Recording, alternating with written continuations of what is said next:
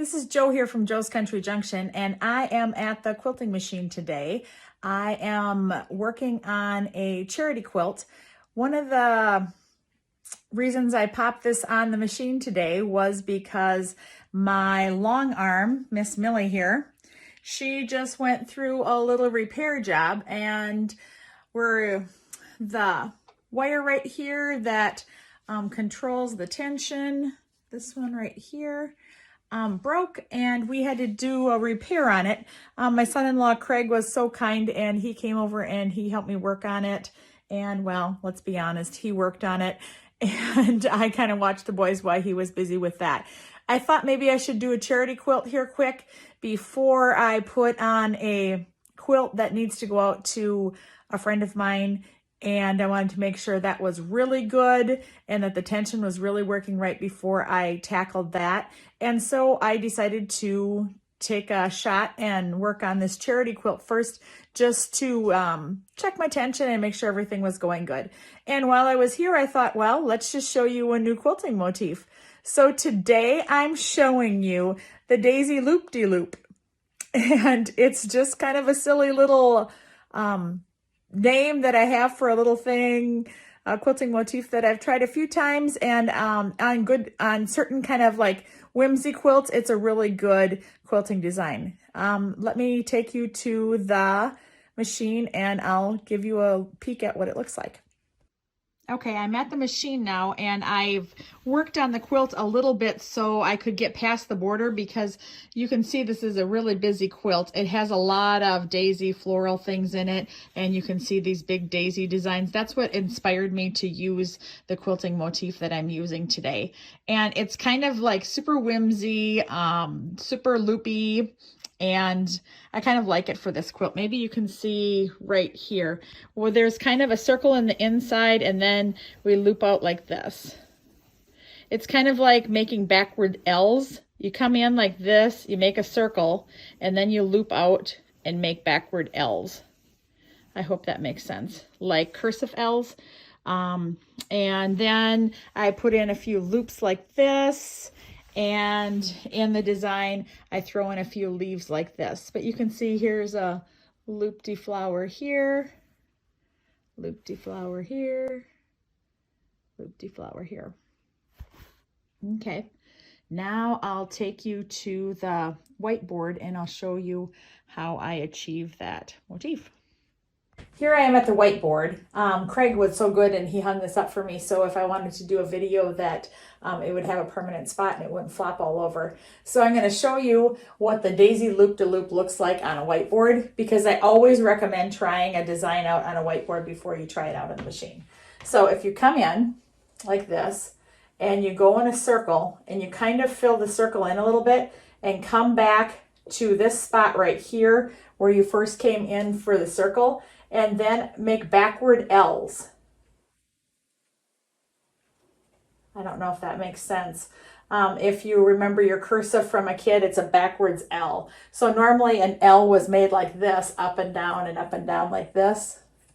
So we're going to make backwards ones. So we're going to start from this side and we're going to make backward ones like this when you make that circle. So again, you come in like this and you kind of fill in the circle a little bit, and then we're going to go here and then go into those backward L's, and that's going to make the petals of the flower. It's like I said, it's a really whimsy design, and once you get here, you can come back and you can exit anywhere you want to. And that's one of the reasons why I like it. It's kind of, like I said, really a whimsy flower, but it works, and I don't mind making it. So I couple that design when I used it on the quilt with some leaves, and leaves are simple. You just come up like this and then back down, and then a leaf down, and then out to a point, kind of like you're kind of like making a raindrop. Sometimes for some people it's easier to do this. And sometimes when I come in, I do the center part first and then I do the leaf. It doesn't matter either way, however you get your leaf is fine, but it's basically a raindrop with a line in it.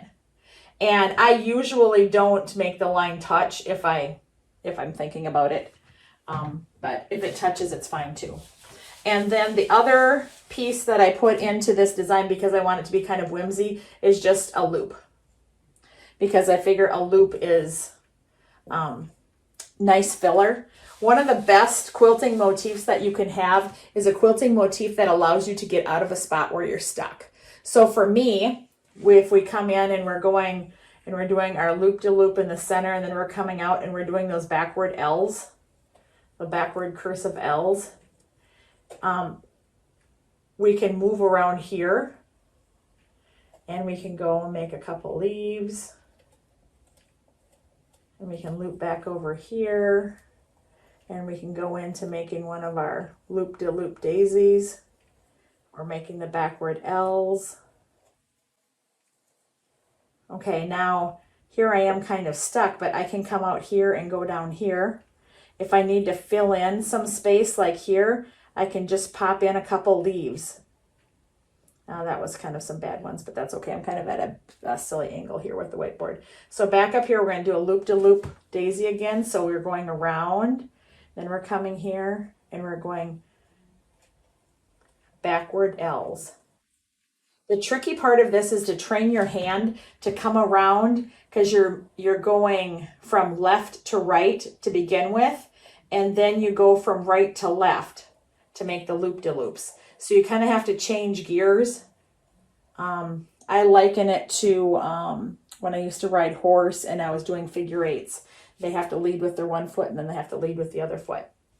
And so like if I was in a space down here working on this one and I need to exit, I can come down here and quick throw in a couple leaves to fill in the space. And then from here I can go off and over and then back into a loop-de-loop flower. And remember, then we do backward L's. So just trace it out and work on it for a little while, and sit down with a cup of coffee and a piece of paper at the table, and pretty soon you'll be able to do these loop-de-loops too. And so I'm calling this the loop-de-loop daisy, and I'm adding in some fillers, leaf fillers, and just a little swirl filler. And we'll do it one more time, and you can watch me do it without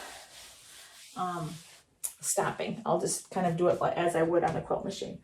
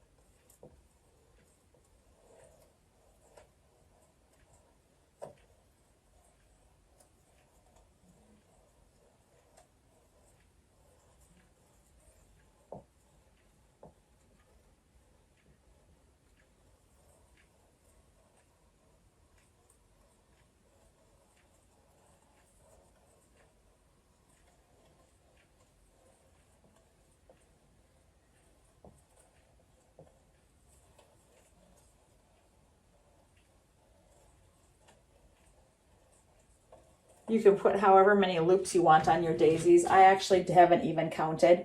I have noticed that I like the daisies better if I come in and I go around a couple times and kind of fill it in a little bit more. It gives it more of a defined center of the flower, and I kind of like that a little bit better. But don't be afraid that if this crosses over like this is a really whimsy design, and you can do anything that you want with it. And I think it's perfect for this whimsy quilt that already had a bunch of daisies on it. So I'm calling this the daisy loop-de-loop. And so now I'll take you to the machine, and we can work on the machine, and I can show you how it looks on the machine. Before I start working on the machine here, I wanted to tell you one thing. I do the best I can to try to get my camera down as close to the needle and for you to get the best view that I can.